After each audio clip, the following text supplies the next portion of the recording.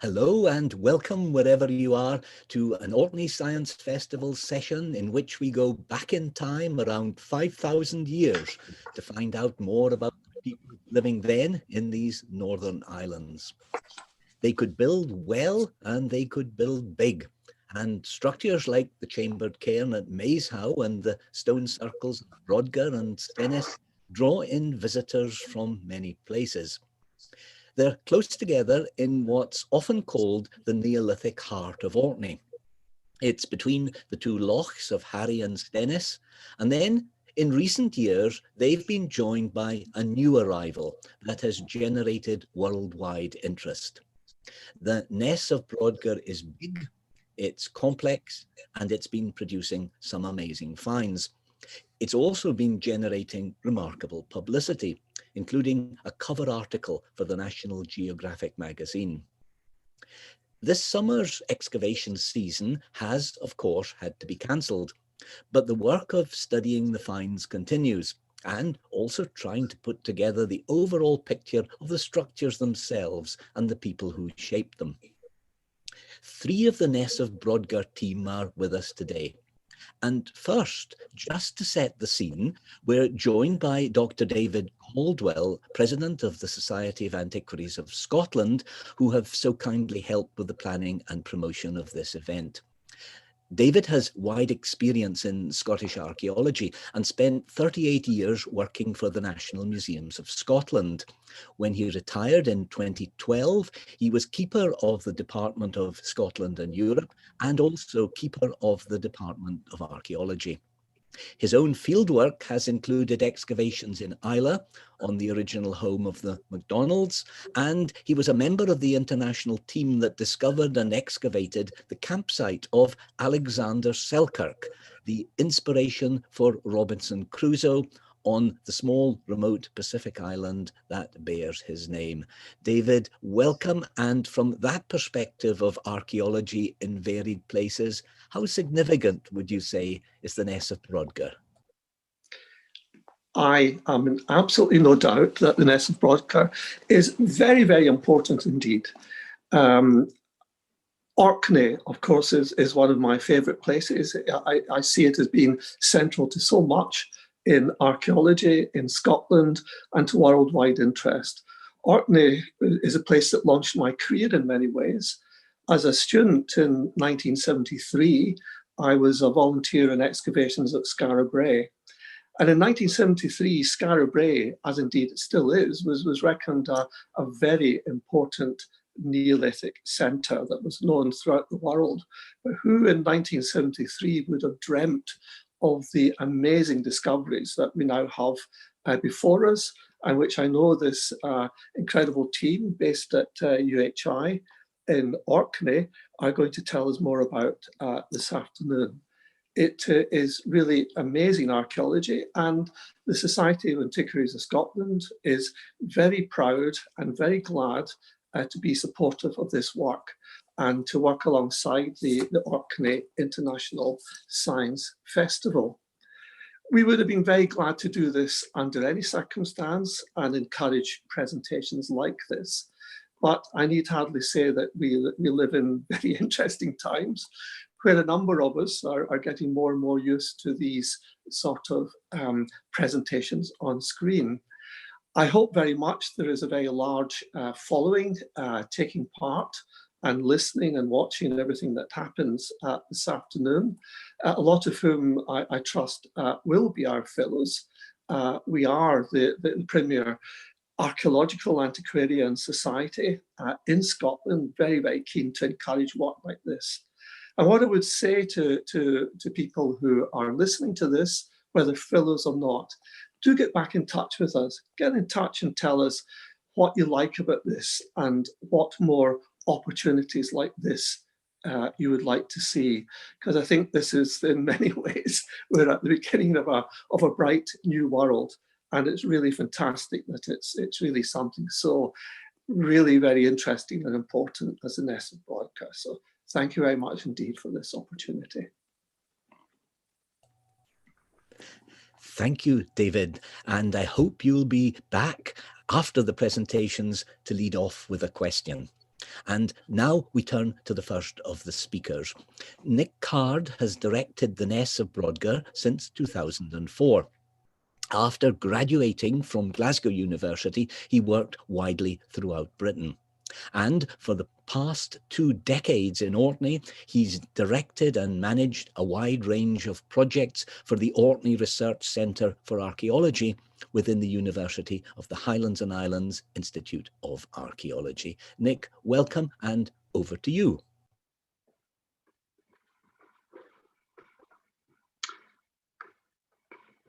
Good evening, and thank you, David. Thank you, Howie, for a wonderful introduction.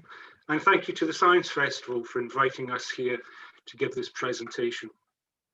As Howie said, the Ness of Brodgar is a large Neolithic complex of monumental buildings in the midst of the World Heritage Site, the heart of Neolithic Orkney. And I hope that you will visit our website, nessofbrodgar.co.uk, to find out much more about the site. Next. As with all excavation, the Ness is a one-off experiment with no opportunity to replicate the experiment. And so we need to record everything to the best of our abilities and to extract as much information as we can. And so we employ a wide range of scientific techniques to assist us. This evening is just a brief outline of some of them. Next. Even before we put spade to earth, the Ness was surveyed with geophysics. Geophysics, as I'm sure you all know, is basically the passing of various types of electromagnetic waves through the ground, and this can reveal what may lie beneath.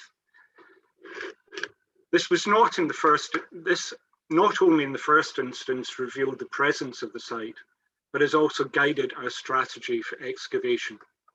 Next.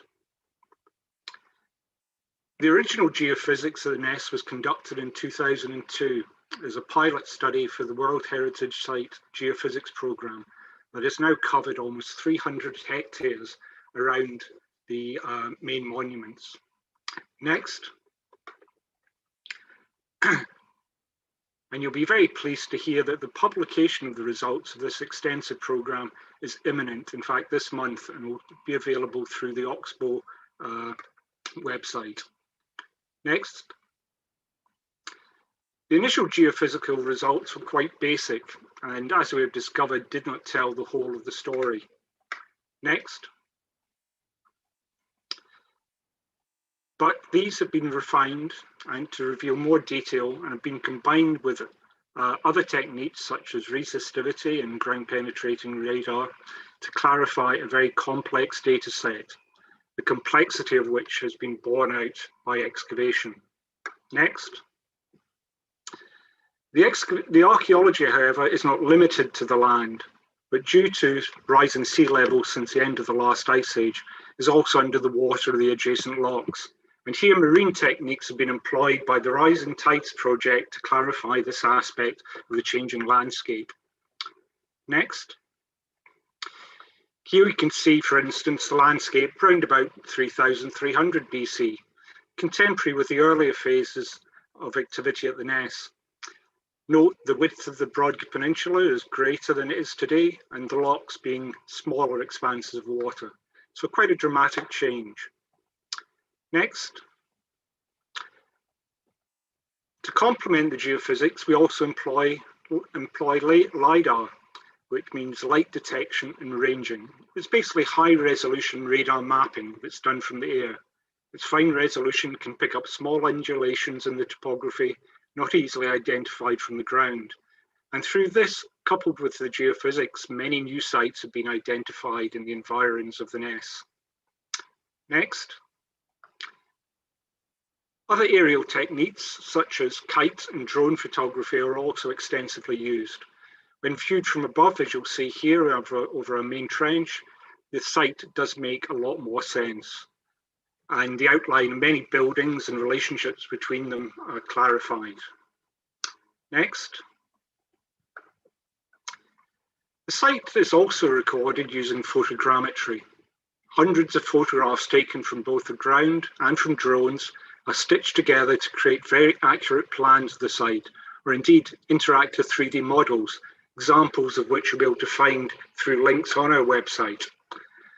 Although photogrammetry hasn't yet replaced traditional hand drawing, it is often a very quick and accurate alternative, especially when dealing with extensive stonework that can be very time consuming to plan by hand. Next, laser scanning and the 3D recording of artifact location also forms a very important part of this detailed recording process. Next, laser scanning, for instance, produces highly detailed 3D images such as this of structure 12, and this data can be then manipulated and interrogated in many ways during post-excavation and provides a wonderfully accurate archive of the site. Next. All this information is then fed into our GIS, Global Information System, with 3D locations of the tens of thousands of artifacts linked to photographs, catalogues, plans, section drawings, context, XRF data, etc., etc. What did we do pre-computer days? And yeah, this GIS is in fact essential to what we do when dealing with such very large bodies of material and data. Next. Essential to all archaeology is dating techniques that are used to clarify chronologies not only within a site, but also allows comparison with other sites. Radiocarbon is still our mainstay of dating, and so far we've had over 100 dates. This has revealed a millennium or so, or 50 generations plus of activity at the Ness, a complex history that spans the whole of the Neolithic and beyond. Next. But radiocarbon is not the only dating technique employed, and with Kathy Batt and Sam Harris from Bradford University, we're helping to extend the calibration curve for archaeomagnetic dating back into the Neolithic. This technique quantifies changes in the Earth's magnetic fields that are frozen in time by heating, for instance in hearth deposits. Initial results are looking very promising. Next. At the Ness, stone or rock is a crucial and abundant resource, and we are very fortunate to have our very own on-site geologist, Martha Johnson, who through her analysis has shed new light on the types of rock being brought to the Ness from many different locations across Orkney, and in fact from beyond. A study that I feel should be replicated in many other sites. It's opened up so many new avenues of looking at this sometimes under-resourced aspect of a site. Next. One thing that we do have in abundance at the Ness is middens, rubbish, heaps of it. And indeed, some of the middens and floors at the Ness are very well preserved, but also very complex. Fine lenses of material are often difficult to identify in the field. For example, this section through part of the monumental midden mound that constitutes a large part of the site represents lots of individual episodes of deposition. So trying to disentangle all of this is quite a challenge. Or in fact, next, the multi-layered floors we have. How many different horizons can you see in this small section through the floor deposits in one of our buildings? Maybe a dozen or so, if you've got a good eye, but in fact there's many, many more at a microscopic level, each one representing a separate event in the life of this building that needs to be disentangled. Next. And this is where we bring in micromorphology. This entails taking small tins of material through these deposits, which are dried, impregnated with resin, and cut thin enough to make into microscopic slides. The information gleaned from this study can help us, for instance, to determine areas of different usage and sequence of floorings within structures, or in combination, for instance, with phytolith analysis. Phytoliths are microscopic silica bodies that form in living plants and provide a durable floral ecofact that allows identification of plant remains. This is especially useful where charcoal isn't always preserved or present. So we can look at the plants being exploited both for food and fuel including non-wood fuels, including reeds, grasses, animal dung, and peat and turf. Next, please. To complement the micromorph studies of the floors of the structures, we also use XRF analysis, X-ray fluorescence, that identifies the chemical composition present in the deposits, the samples being taken across the floors of the building on a special grid. And here we see Professor Scott Pike of Willamette University with his kind of Star Trek phaser gun, which is an amazing gizmo. Next, please. And we can then produce a comparative distribution plot, such as this one for one element, phosphorus, across the floors of structure 14, for different phases of use of the structure. By doing this for different elements and combining it with other evidence, such as the micromorph results and distribution of artifacts, we can start to get a better idea of how different areas within these structures were used. Next. XRF is also one of the many techniques that we apply to our study of a massive ceramic assemblage. For instance, looking at the coloured pottery from the Ness and discovering how the colours had been produced. XRF was combined with X-ray analysis, Raman infrared spectroscopy, X-ray diffraction, petrographic analysis, etc. Don't ask me what they all mean, but they work. And this has revealed a whole range of different materials that have been used to produce the colours, including iron oxides, bone, and charcoal. Next. The ceramics are also undergoing lipid analysis, i.e. looking at the residues left in the pot. And this has confirmed the dominance of cattle economy is also reflected in our bone assemblage. Milk fats and cattle fats dominating, with, when compared to, say, Durrington Walls down near Stonehenge, which the bone assemblage was mainly pig. It's quite a contrast. But I will leave this aspect of the Ness to Ingrid, our animal bone specialist, who will now discuss the animal bone assemblage. That is fascinating, Nick, to see the range of techniques that are being deployed there. And Ingrid is, just to give background, a senior lecturer in archaeology at the University of Highlands and Islands. Her speciality is zooarchaeology, analysing the presence of animals. She looks at ancient diet through analysing teeth and builds up pictures of ancient farming economies. She's worked on animal samples spanning the period from the Neolithic right onwards to the early 20th century. Ingrid, welcome, and we're looking forward to hearing what you've been discovering from the finds from the Ness. Thank you very much, Howie. As Howie and Nick have just indicated, I'm going to be talking about the animal bone assemblage that has been recovered from the Ness of Brodgar. And I'm going to be talking a little bit about the techniques that we use, the scientific techniques that we use as zooarchaeologists to help us understand the past. So I'll give you an introduction both to the Ness and some of the techniques that we use. The Ness of Brodgar has an animal bone assemblage which currently stands at around 170,000 fragments. This makes it amongst the largest bone assemblages in Neolithic Orkney and indeed Neolithic Scotland as a whole. It's a very large bone assemblage. The bone got onto the site, became incorporated into the soils and sediments of the Ness of Brodgar through a variety of different purposes or functions. And I've summarised some of these on the slide here. So bone becomes deposited because it's left over from food consumption, food preparation, bone working, tool manufacture.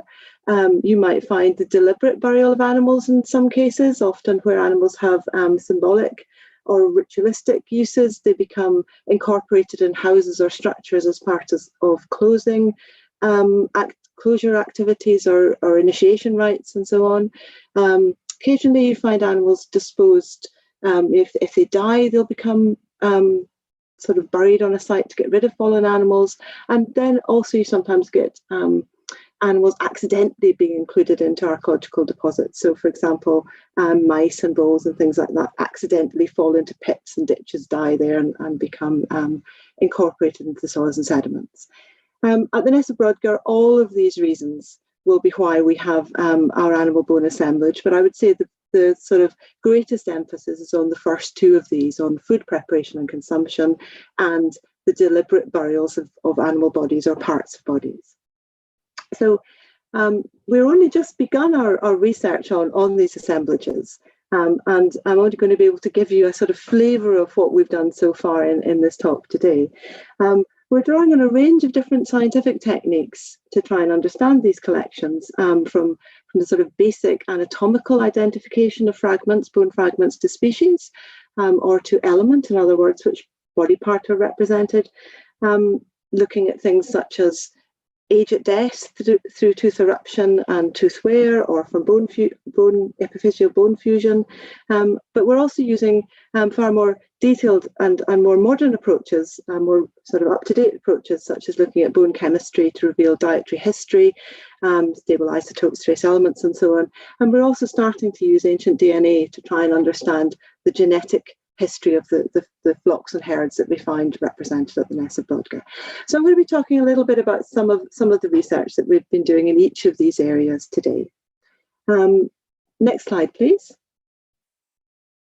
Before I go on to do that, I just want to give a quick sort of context for where we are in the history of human-animal interactions in Scotland. At the time of the Ness of Brodgar, farming was actually really new. It was a very new thing. Farming was introduced in the Neolithic, first appears in Orkney around about 3500 BC at the Nap of Howard. And it's at that point that the animals that we really know very well in Orcadian landscape today, sheep and cattle, were first introduced to Orkney. They're not indigenous species to Orkney, they're not indigenous species to Scotland. They were introduced by the first farmers to these islands. And from then on, they've been present in the islands, and you see changes through time in terms of which species are preferred, which products are preferred, the different types of husbandry, as well as things like changes to animal size, whether you've got wool or not, coat colour, and so on. So the Ness of Brodgar gives us an opportunity to look at the very beginnings of farming in these islands, and to try and understand the kinds of practices that farmers first used when they found themselves in what would have been quite a difficult place for farming. I think even then, even today, it's we're at the limits in many ways in terms of what we can grow and how we can fodder animals. So it's quite interesting to be able to look at this through the lens of the Ness of Brodgar. Next slide, please. So what animals were actually present at the Ness of Brodgar? What does our animal bones tell us about species diversity? Well, the assemblage is dominated by two species in particular. It's dominated by domestic cattle and domestic sheep. And in particular, it's dominated by cattle. But we also find other animals as well. We find some dog, not very much. We find some pig, not very much either. We also find quite a lot of red deer. Red deer were present in Orkney in the Neolithic and up until the Iron Age, in fact. We have some bird bones. We haven't been able to identify them yet. That's part of future research. But just by sort of looking in passing, we know that we've definitely got some white-tailed sea eagles, which is very important. They turn up in other sites across Orkney at this date. We haven't found things like fox and otter, which we do know are present in the Neolithic, at other sites in Orkney, and likewise we haven't found things like pine marten, which also are found in Orkney at this time. But I think that's probably because we haven't looked in detail at all the assemblages yet, and through time I've no doubt that we will find some of these species as well. But really the assemblage is dominated by cattle and sheep, and I want to focus on those for the rest of the talk now. Next slide, please. So one of the questions that I often get asked when I talk about animal bones from the Ness of Brodgar is, well, what did these animals actually look like? What did the cattle and sheep look like? Because we're only dealing with the bones, it's really difficult to actually say. We only get glimpses of what the sort of size and shape and so on would have been, but we do get some indications nonetheless. The picture at the bottom is Skara Brae depiction. It's used at Skara Brae to show what animals might have looked like, and I've got it up here just so that we can reflect on what we are starting to think about the animal, the appearance of animals from the evidence at the Ness. And first of all, you can well, we do think they were long-horned. Cattle were long-horned at this time. We have fragmentary remains of horn cores from the Ness that suggest we're dealing with long-horned animals. In terms of body size, we know that they're probably a lot bigger than those animals that are represented in some of the depictions that we have today, for example, at Scarberry. Bone size suggests that the animals at the Ness would have been somewhere between 120 and 150 centimetres at shoulder height. That's equivalent to modern Charolais cattle, for those of you who know what they look like, and very much bigger than sort of breeds such as the Highland or the Dexter. And I think people probably always assume that Neolithic cattle look a bit like Highland or Dexters. Well, actually, they were really quite big beasts. At the moment, we don't know anything about coat colour, but genetics or DNA is starting to show us the way to get some indication of that. And we're hoping that before too long, we'll be able to use ancient DNA to tell us something about the actual coat colour for Neolithic cattle in Orkney. But at the moment, we don't know. Likewise, we don't know what kind of coats they had. Next slide, please.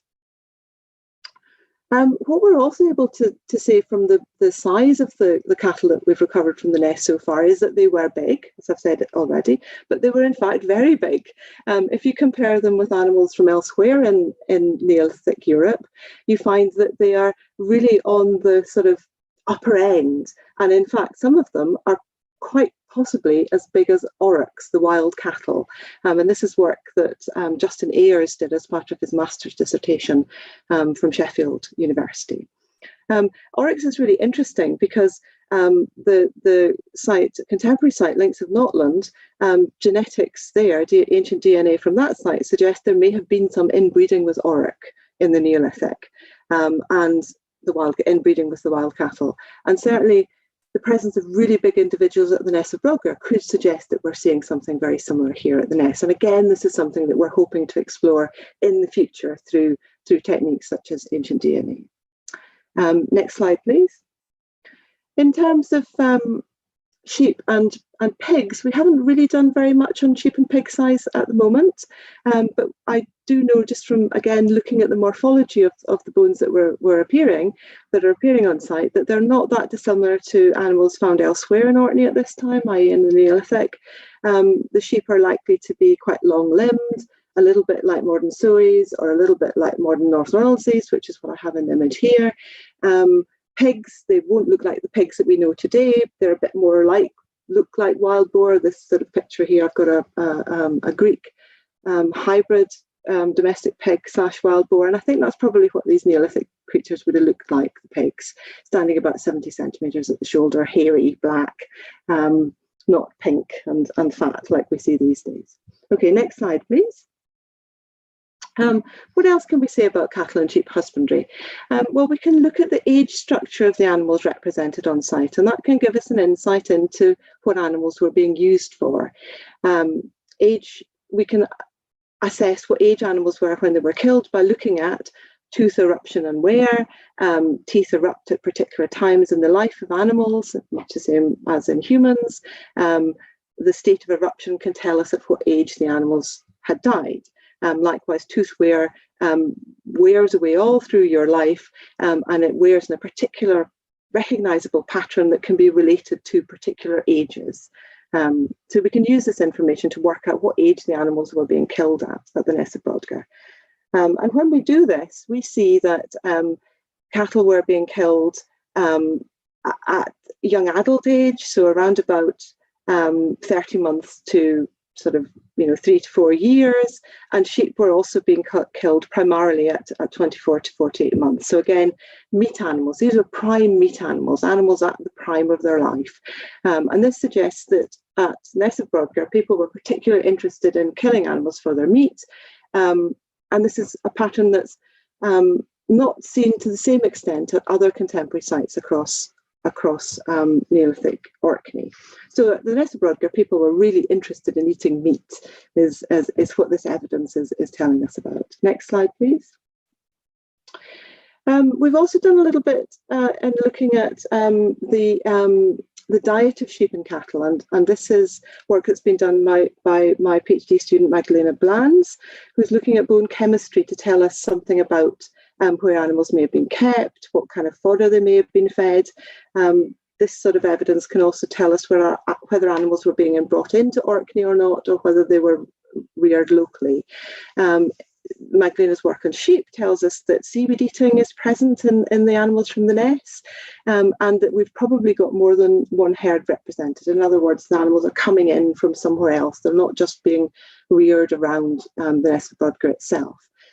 We were only just starting the work on cattle isotopes or cattle bone chemistry, but it's looking at the moment on the small samples that we have so far that most of the animals that we've looked at, 10 or so we've looked at so far, are probably local to Orkney and not being brought in from further afield.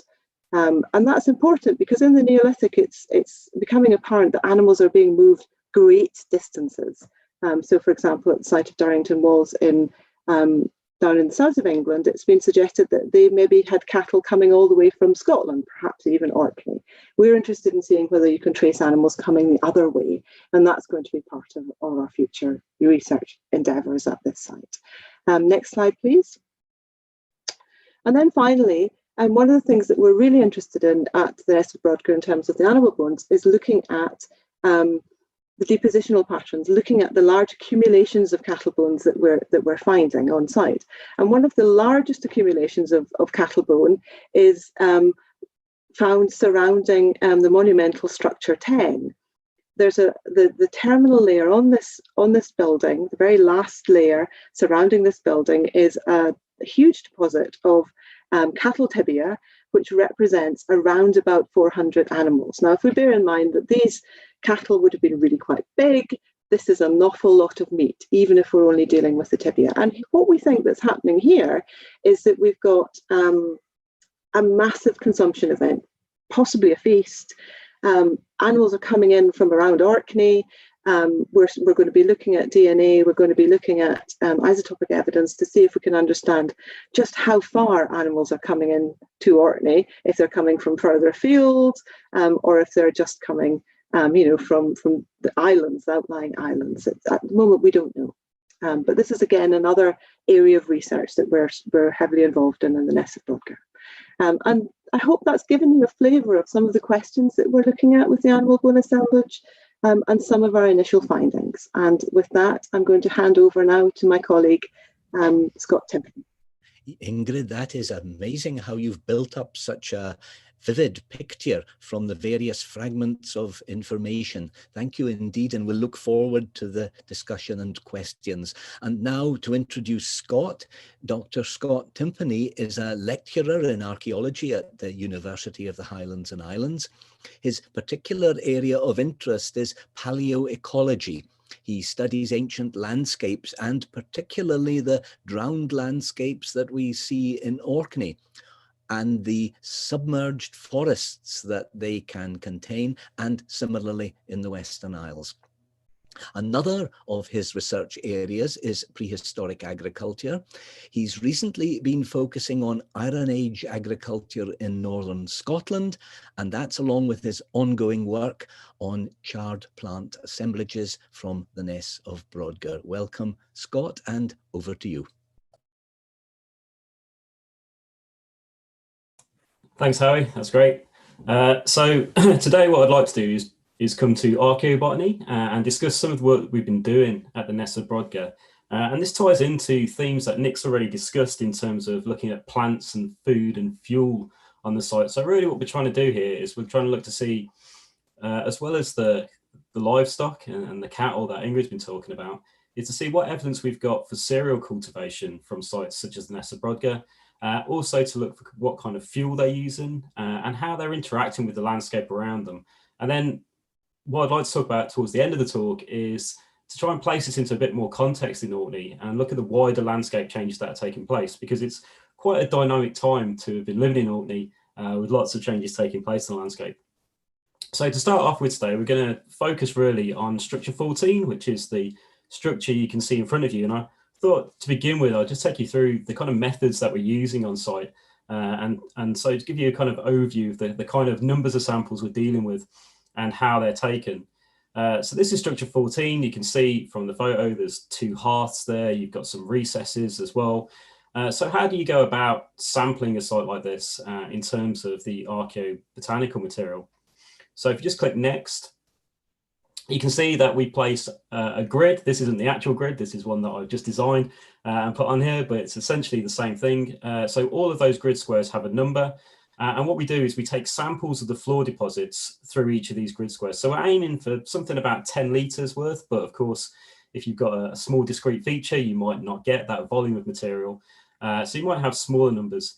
And then from one of these sites, we don't just take one sample through the grid. So as Nick was showing you those floor deposits before, if you remember, there's lots of layers going through. We try and take a sample through each layer. So we're taking samples through each layer, we're taking samples through each deposit, we're taking samples through each feature. So we end up with lots of samples on site. So for instance, from structure 14 at the minute, we have something in the region of 600 samples from this site. From the Ness of Brodgar as a whole, we've got something like 5,000 samples. So for the information in this talk, I looked at 200 samples from this. So we're going to kind of base the data on that. And again, as Ingrid was saying, it'll give you a bit of a flavour for what's coming out of the site, but also, you know, just to be aware of just how much work there is still to do from these kind of sites. So if we just press next, so you'll see here people working on site. They're working hard. Nick's just left with his whip, getting them all in shape. But if you click next, what they'll focus in on is a sample bucket. So if you've been working on the Ness, if you've been volunteering, or if you've been volunteering on any archaeological site, you've probably taken material from a post hole, from a pit, and put it into a sample bucket.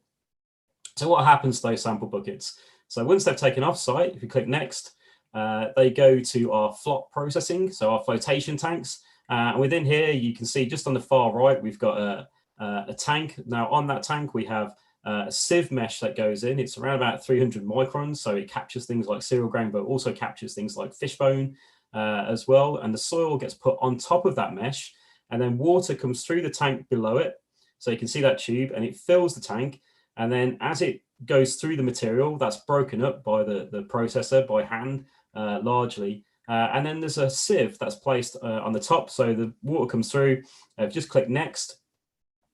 You'll see this is the kind of thing we're after. So as the water's breaking up, things like charred plant remains, so the charred cereal grain, they float to the top. And that flotation method is what we call the flot sample at the end. So end up with a sample where all the material has been floated off and it goes into the sieve. So just click next. And then that water goes through the sieve into the tank, and you've got this circular cycle coming through. And once it runs clear and there's nothing else coming to the top, we then take both parts of the sample, so the material that's on the sieve mesh, which normally contains things like our big charcoal fragments, but also pottery, bone, lithics, all these kind of finds. And then the float sample normally contains just the charred plant remains. So we look at both elements, but the majority of the material that I'm interested in mainly comes from this in terms of the grain, and then the charcoal will be in the retent sample. So if you click next, so once all that is dried, we then have to look at it under the microscope. So we use a biological stereo microscope. As you can see here, we look at things about times 10 to times 40 of what they look at. And you can see on the right there, the sort of things we do. So we're picking out all of these seeds, all of these grain, all the different kinds of seeds. You can see there, that's mainly weed seeds, wild taxa that we've got, and we're trying to organize them in our Petri dish. Don't knock it, don't make it fall over. And then we've got to go and analyze them. So we've got to count and say how many are there and what different types there are. And sometimes with the grain, if you're really lucky, if you click next, sometimes the face of Jesus will appear, and that's how you know you've got a really good sample.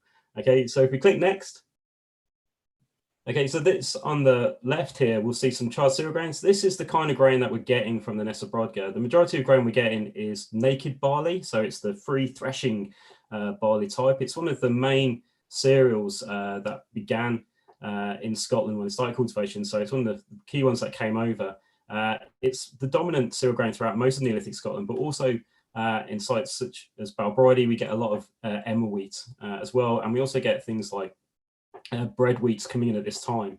For the Ness of Brodgar, it's the majority is naked barley. We've got some evidence of emmer wheat, but not a lot. There's a few grains there, and that kind of ties into sites such as Skara Brae, where there have been, again, a small quantity of emmer wheat found. So maybe when David was digging at Skara Brae, some of the material that he was putting into sample buckets, you know, we can now compare the material we're getting at the Ness of Brodgar against that kind of material.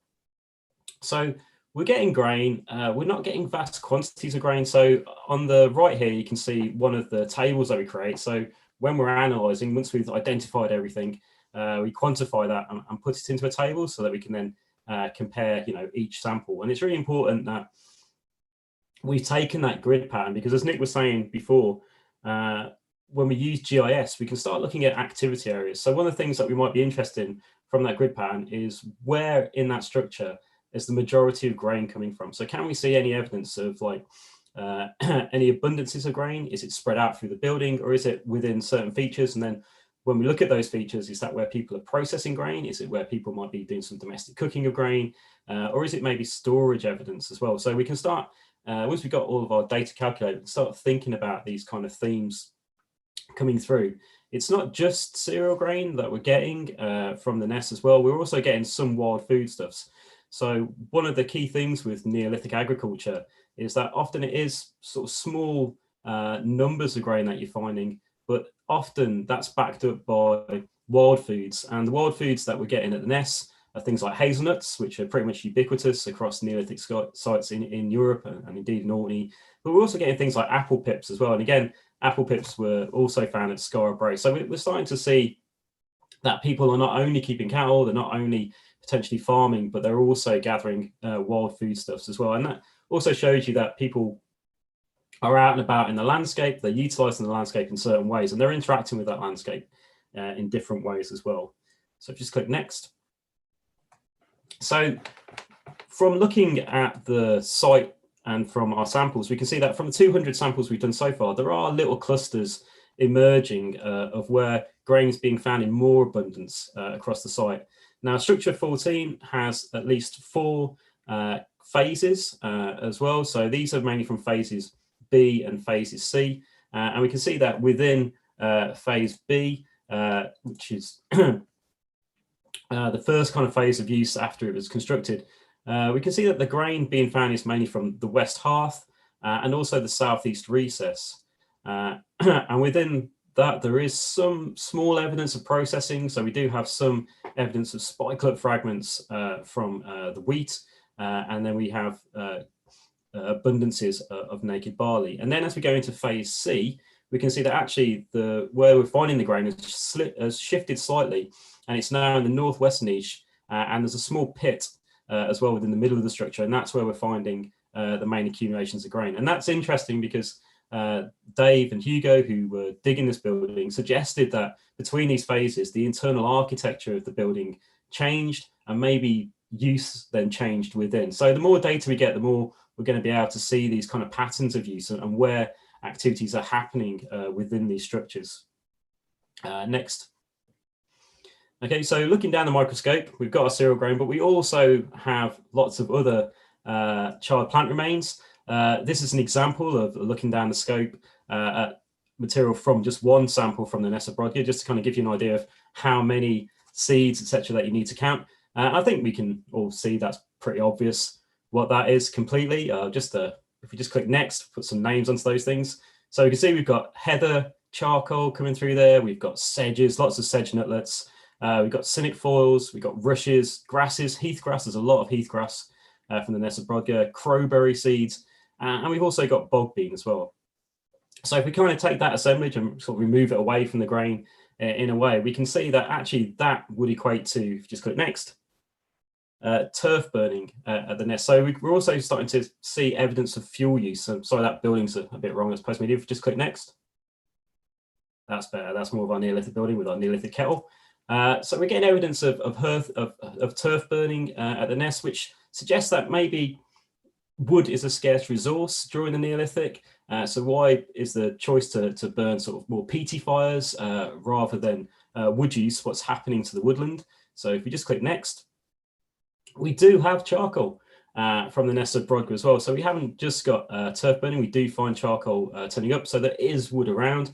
And one of the things that we can do when we're looking at the charcoal, and this was done by a student from Barcelona, Jessica Montano, who came over, we can look at the growth rings of the charcoal fragments. So on the left there, you'll see a charcoal fragment that looks like it's got a bit of a sad face. Those are actually radial cracks, those little sort of teardrop eyes, which suggest that it was freshly cut wood that was being burnt. but also you'll notice there's quite strong curves on the charcoal fragment itself. And that suggests that it's branchwood. So if you've got a strong curve, you're looking at sort of twigs and branchwood. If that curve is quite flat, then it's more likely to be trunkwood. So when we're looking at the charcoal, we're also trying to work out, what it is, which part of the tree we're looking at in terms of what people are using. And that's quite interesting, because if we're getting lots of branchwood and no trunkwood, it would suggest that people maybe are managing the woodland around them, and maybe they're actually being more sustainable in the Neolithic than we kind of would give them credit for. However, if you do look at the data that's coming out, so this is from structure 14. We've also got charcoal information from quite a few of the other structures. You can see that actually there is large-sized timbers there, as well as medium-sized branchwood. There's a lot of unknowns, so they're really small fragments where we can't actually see the rings, so it's very difficult to suggest if it is trunkwood or if it is branchwood. But it's just there is a removal of birch as well. So it's mainly birch that they're using. There's some hazel there, there's some willow, and there's also fruit tree. So Meloidiae could be apple, and we've got apple pips from the site, so it makes sense that it's probably apple, or it could be hawthorn trees that they're also using for fuel as well. So there is a choice. They seem to be, deliberately taking turf as well as using some wood resource as well.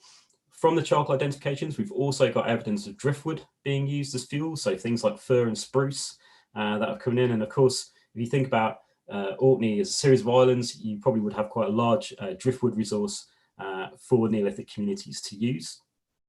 And if we just click next. So one of the things that we can start doing now, we're starting to get data from the site. We've got some charcoal data, we've got some grain data, we've also got evidence of wild food collection and turf use, is try and put that into context with other sites in Orkney. And from the map here, this is just a few of the sites, you can see that actually we've got quite a lot of data that we can make comparisons to. So all the yellow dots are Neolithic archaeological sites where there is also grain data and there is some charcoal data. And then all the blue dots are pollen sites. So we can use the pollen to look at what the landscape was like as well, and then try and see where, where we can tie in evidence for pollen in the charcoal record, cereal pollen in the pollen records to cereal grains on the site as well, and start to put it together to see a wider picture of things that are happening across Orkney. And if we just click next, we've got two pollen diagrams here from the work that Jane Bunting's been doing, and also we've got Michelle Farrell doing pollen, and I'm doing pollen, and what you'll see is that along the vertical, that's the depth. So the top is the more modern material, and the bottom is the older material. And what I've done there is I've just put lines through to highlight the areas which is the beginning of the Neolithic. And as you can see, during those periods, there's quite a lot of woodland loss. So it's around this period that we start seeing quite significant woodland loss, and whether that relates back to the birch, and we can see people are chopping down wood, or whether it relates to maybe climatic events, or maybe even with the import of cattle around, and the impact of grazing, which would have had a phenomenal impact on the growth of trees as well.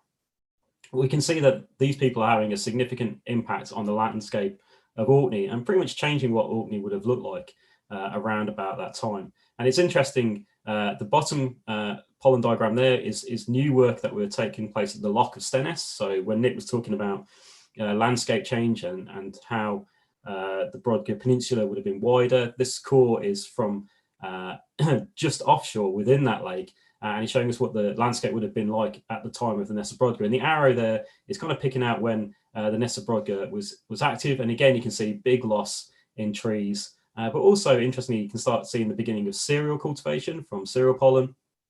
And it's around this time as well, within that lake, that we start seeing peaks in algal blooms as well. So it suggests that, people are also having an impact on the water quality of that loch at this period as well.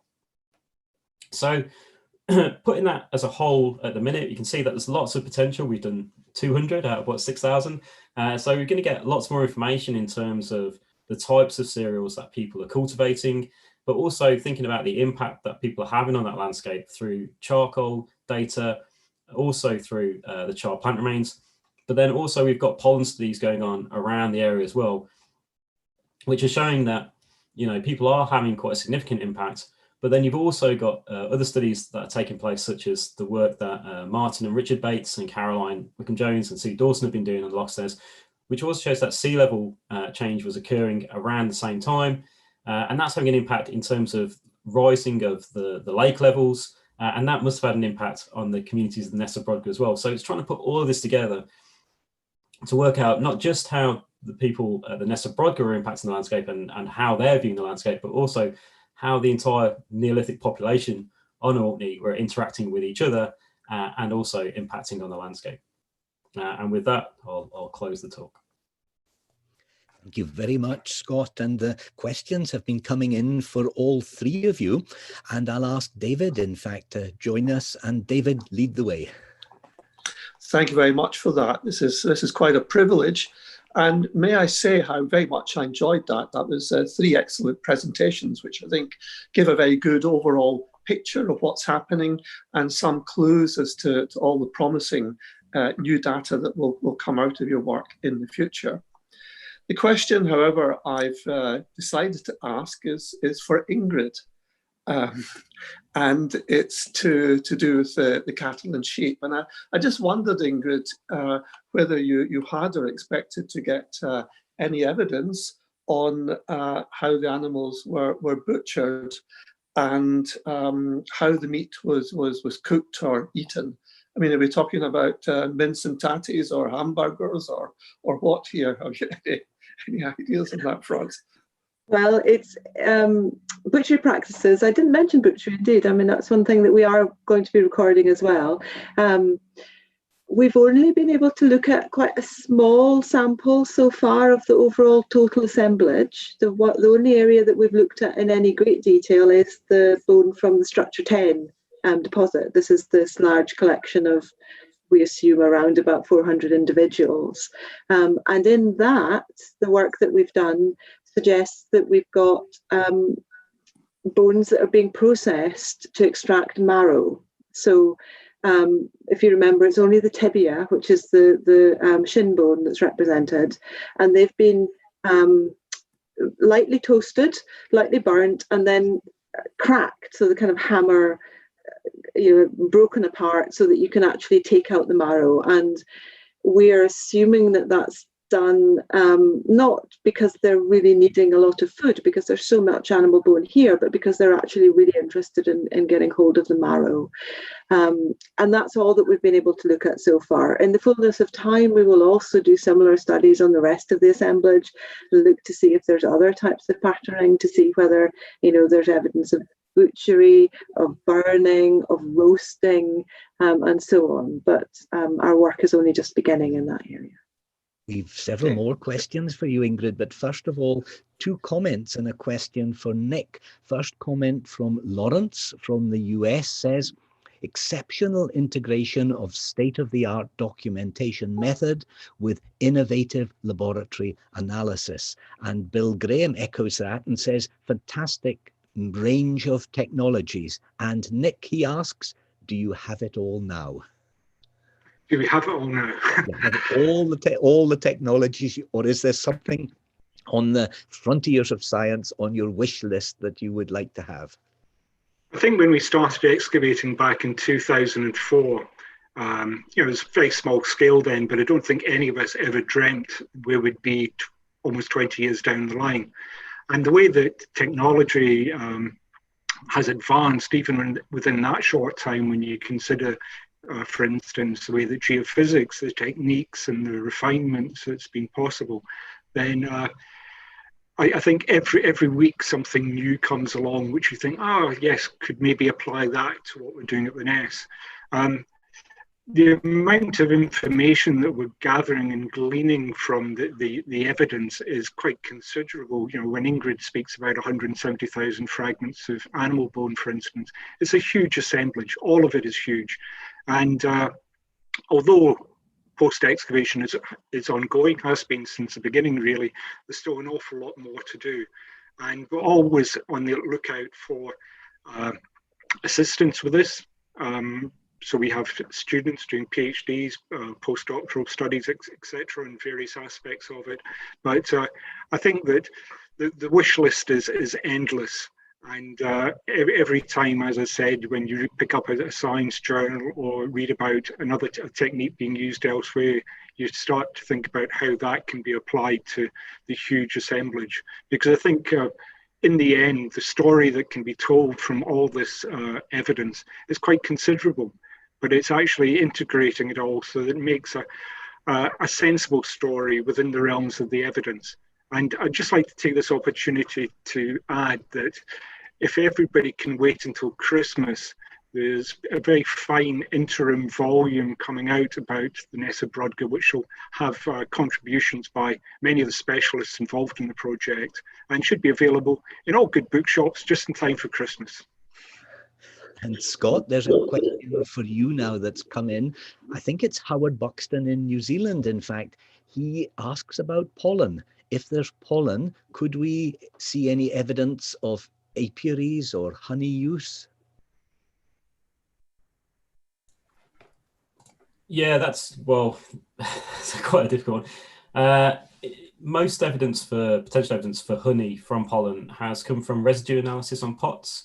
So Nick was talking about pottery earlier. Sometimes on those pottery, we've got residue that we can use for lipids, but potentially you could look at maybe processing it for pollen. It's been done on beaker burials where they've suggested that there's been a sort of fermented honey liquor that's been used as part of the burial ceremony from identifying pollen such as heather and things like that from the vessels, but it's very rare and it's pretty hard to do because of the preservation, and it doesn't always last very long, those kind of residues. I've done some from the Ava beaker burial, and originally when it was sampled they found this pollen, and I did it years later and there was hardly any pollen on it at all.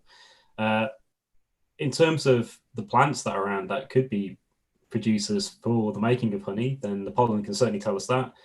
We can get evidence for a number of plants in the landscape. Often we can't get it down to species level, so often it's quite family generic, and that's why the macrofossils really help in terms of then trying to look to see what species you've got in that landscape. There's certainly a lot of heather around at the time. We've got plenty of charcoal evidence, plenty of pollen evidence for heather. So there's no reason, honey couldn't have been around, but in terms of really trying to find that evidence, that's very difficult to do. And Ingrid, Peter Wadhams was interested to hear you speaking about domestic animals being brought in from outside, and that led him to ask the question, where could they have come from? That's a really good question. and hopefully that's something that we will be able to look at if we do get funding to go ahead and look at ancient DNA. We have to assume at the moment that they came from down in Scotland. Obviously Caithness is the nearest point to Orkney, so animals may have been moving over from Caithness into Orkney, but ultimately how where they came from before then is unknown, or whether you've got animals being brought up the east coast or the west coast. We just don't really know. We just know that they got here and that they're there. The Nap of Howard, the earliest examples. So yeah, more research to be done there. Really exciting times, hopefully. There's a question for Nick from Richard Oakley in Murray. He says how unusual it is, of course, to find in apparently just a mound of soil, to find such an amazing site. So Richard's question is, could there be other archaeological gems in Orkney to be discovered? I think every year, hardly a year goes by when some new amazing site isn't discovered.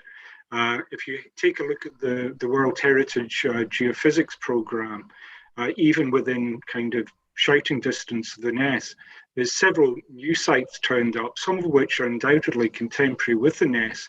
And there's one concentration, for instance, on the brow of the ridge just above the Ring of Brodgar, which is much more extensive than the Ness of Brodgar. There has been other material discovered there apart from Neolithic, just through field walking. But it's tempting. It just makes you wonder what else is there.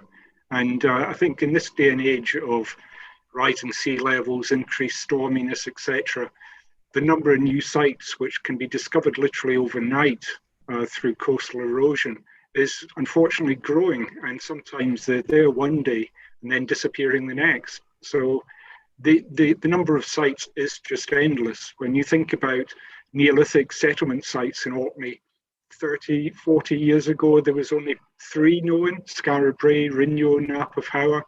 And now we have probably over 25, 30 known settlement sites, Neolithic settlement sites. So the numbers just grow annually.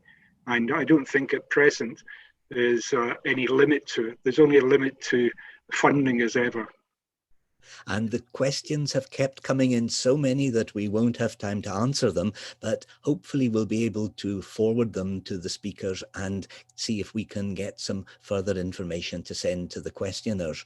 But that's time to round off and to thank our team of speakers, Nick, Ingrid and Scott from the UHI Archaeological Institute team at Orkney College for those fascinating presentations.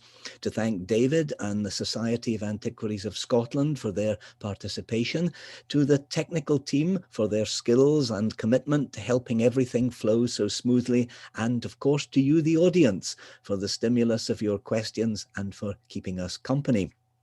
In 45 minutes' time, we'll move to Scale House for a blend of history and music from 400 years ago.